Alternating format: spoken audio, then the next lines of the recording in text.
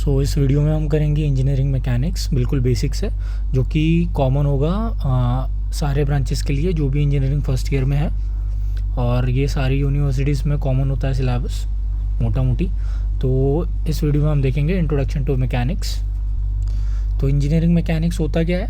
Engineering mechanics होता है basic body पर अगर फोर्स लगती है तो उस बॉडी पर क्या इफ़ेक्ट आता है, ठीक है। या तो वो बॉडी रेस्ट पर रहती है या तो वो बॉडी मोशन में रहती है। ये सारी जो चीज़ें हम पढ़ते हैं वो पढ़ते हैं हम इंजीनियरिंग मैकेनिक्स में, ठीक है। तो मैकेनिक्स को हमने दो पार्ट्स में डिवाइड किया है बेसिकली, ठीक है। पहला पार्ट जो आ जाता है उसको हम बोलते हैं स्टैटिक्स, और दूसरा जो पार्ट्स आ जाता है उसको हम बोलते हैं डायनामिक्स, ठीक है। तो स्टैटिक्स में भी हम क्या करते हैं, स्टैटिक्स में हम जो रेस्ट में होती है बॉडीज़ उनकी स्टडी करते हैं, ठीक है। और डायनामिक्स में क्या करते हैं, डायनामिक्स में दो चीज़ें पढ़ते हैं हम। एक तो पहला होता है काइनेमेटिक्स और दूसरा होता है हमारा काइनेटिक्स, ठीक है। तो काइनेमेटिक्स में क्या करते हैं, काइनेमेटिक्स में हमें फोर्स से लेना देना नहीं होता है, ठीक है। नॉट इंटरेस्टेड इन फोर्स, जिसको हम बोलते हैं कॉज। मतलब कॉज में हमारा इंटरेस्ट नहीं होता है, सिर्फ इफेक्ट में होता है। इफेक्ट मतलब वेलोसिटी क्या है, एक्सेलरेशन क्या है, ये निकालना हमारा एजेंडा होता है काइनेमेटिक्स का। और काइनेटिक्स की अगर बात कर ले तो इसमें हमें फोर्स में इंटरेस्ट होता है। तो न्यूटन लॉ जब हम पढ़ते हैं, न्यूटन के जो तीनों नियम है जो हम पढ़ते हैं वो हम काइनेटिक्स में पढ़ते हैं।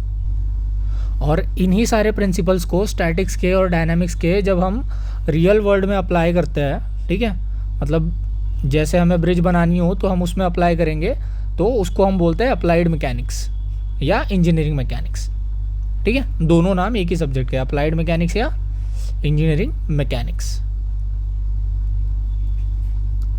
तो जब भी हम मैकेनिक्स पढ़ते हैं तो हमारे सामने एक टर्म आता है रिजिड बॉडी, ठीक है।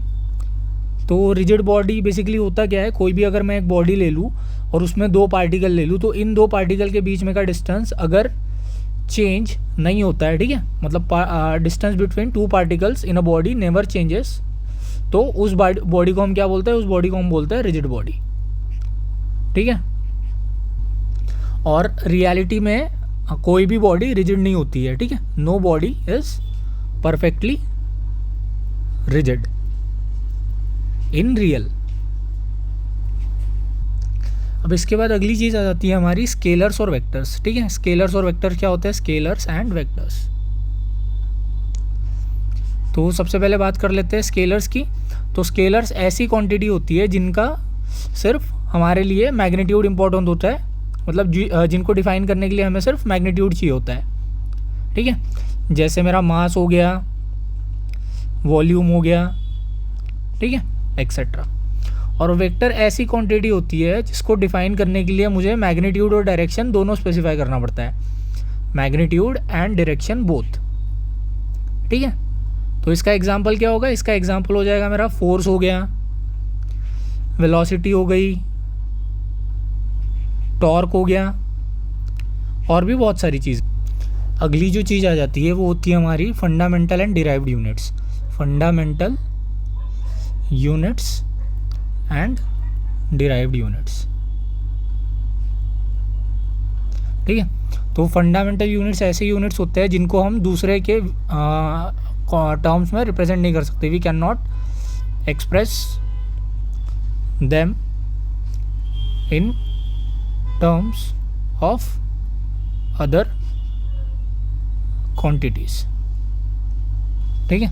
और डिराइव्ड यूनिट्स हमारे फंडामेंटल यूनिट से डिराइव होते हैं, ठीक है, इसलिए उनका नाम है डिराइव्ड यूनिट। अब जो हमारा मैकेनिक्स में है वो वहाँ पे तीन फंडामेंटल क्वांटिटीज़ आती है, मास, लेंथ और टाइम। और इनका ऐसा है जो सिस्टम होता है उसमें इसका यूनिट क्या होता है, मास का होता है किलोग्राम, लेंथ का होता है मीटर और टाइम का होता है सेकंड, ठीक है। और डिराइव्ड यूनिट का अगर एग्जांपल लेना हो तो डिराइव्ड क्वांटिटी कौन सी है मेरी, एक तो हो जाएगा वेलोसिटी, ठीक है। वेलोसिटी होता है मेरा displacement upon time, displacement upon time. Displacement का यूनिट क्या है, डिस्प्लेसमेंट का यूनिट है मीटर, टाइम का यूनिट है सेकंड, ठीक है। तो वेलोसिटी का यूनिट क्या हो जाएगा, मीटर पर सेकंड। तो हमने डिराइव्ड क्वांटिटी का यूनिट फंडामेंटल क्वांटिटी के टर्म में रिप्रेजेंट कर दिया। अगला जो मेरा होता है सिस्टम ऑफ यूनिट, कभी कभी एग्जाम में पूछ लेते हैं, दैट इज़ कि डिफरेंट सिस्टम ऑफ यूनिट्स बताओ, ठीक है। तो कौन कौन से सिस्टम ऑफ यूनिट होते हैं मेरे, पहला तो होता है मेरा FPS सिस्टम, मतलब फुट पाउंड सेकंड सिस्टम, ठीक है। दूसरा क्या होएगा मेरा, दूसरा हो जाएगा CGS सिस्टम, मतलब सेंटीमीटर ग्राम सेकंड सिस्टम। तीसरा क्या हो जाएगा मेरा, तीसरा हो जाएगा MKS system, that is metre kilogram और सेकंड सिस्टम। और चौथा होता है मेरा इंटरनेशनल सिस्टम ऑफ यूनिट्स, या जिसको हम बोलते हैं SI यूनिट्स, ठीक है। तो यहाँ पे जो पहला, इसमें जो पहला वाला टर्म दिख रहा है ना, सब में पहला वाला टर्म रिप्रेजेंट कर रहा है लेंथ को, दूसरा वाला रिप्रेजेंट कर रहा है मास को, और तीसरा वाला टाइम को। तो होगा क्या, फुट पाउंड सेकंड में लेंथ हम गिनेंगे फुट में, मास हम गिनेंगे पाउंड में, और टाइम हम गिनेंगे सेकंड में, ठीक है। सेम चीज़ यहाँ पर लेंथ हम गिनेंगे सेंटीमीटर में, और मास हम गिनेंगे ग्राम में, और टाइम हम गिनेंगे सेकंड में। सेम यहाँ पर लेंथ हम गिनेंगे मीटर में, ये किलोग्राम में, ये सेकंड में। लेकिन ये जो चौथा हमारा सिस्टम होता है which is international system of unit, इसमें लेंथ, मास और टाइम के अलावा 4 और फंडामेंटल यूनिट या 3 और फंडामेंटल यूनिट ऐड हो जाते हैं। कौन कौन से, एक तो इलेक्ट्रिक करंट, ठीक है, जिसका यूनिट क्या है, एम्पियर। दूसरा हो जाता है टेम्परेचर, जिसका यूनिट क्या है, SI यूनिट, केल्विन।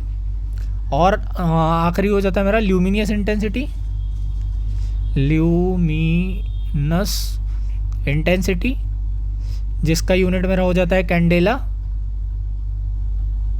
ठीक है।